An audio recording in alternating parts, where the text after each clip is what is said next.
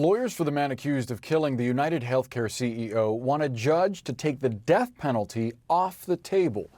Luigi Mangione's team argues the case against him has been politicized and that officials prejudiced the case by making him look like a, quote, monster out of a Marvel movie.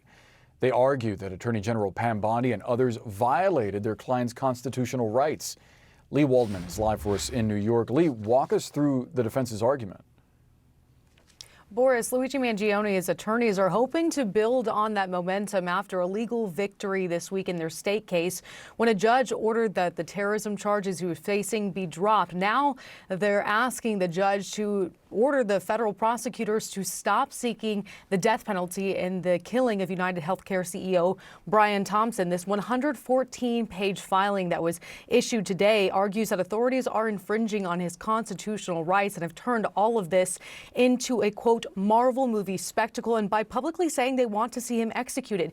You'll remember last December when he was arrested initially in Pennsylvania, Mangione was taken by a helicopter to Manhattan. He was led by a large group of law enforcement and by New York City's Mayor Eric Adams to the courthouse to face those charges. Prior to even being indicted, U.S. Attorney General Pam Bondi, she had made a statement saying capital punishment was warranted for, quote, premeditated, cold-blooded assassination that shocked America. She followed that up with Instagram posts and also TV appearances. That is what the defense team is capitalizing on in their filing today, stating, quote, the perp walk and Pam Bondi's statements have violated Mr. Mangione's constitutional and statutory rights and have fatally prejudiced his death penalty case. The filing is also seeking to humanize Mangione ahead of his next court appearance. The very first lines in that filing state, Luigi Mangione is a 27-year-old Italian-American dual citizen whose beautiful, promising life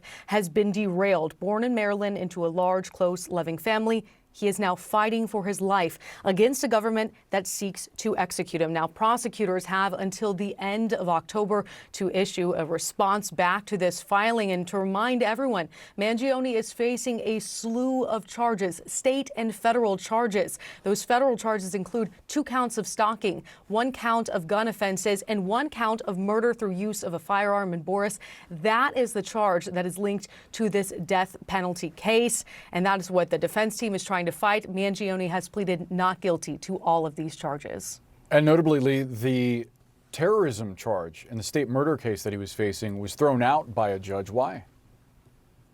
Well, the judge simply stated that the prosecution and that did not meet their burden of proof, saying that there was no evidence presented of a desire to terrorize the public, incite widespread fear, engage in broader campaigns of violence, or conspire with organized terrorist groups. They said these ideological goals of killing Thompson were not sufficient to meet that definition of terrorism. That's why we're seeing those charges related to terrorism dropped. But keep in mind, he's still facing numerous other charges related to the state's case, including a second-degree murder charge that could result in a sentence of 25 years to life. Lee Waldman in New York for us. Thank you so much for the update.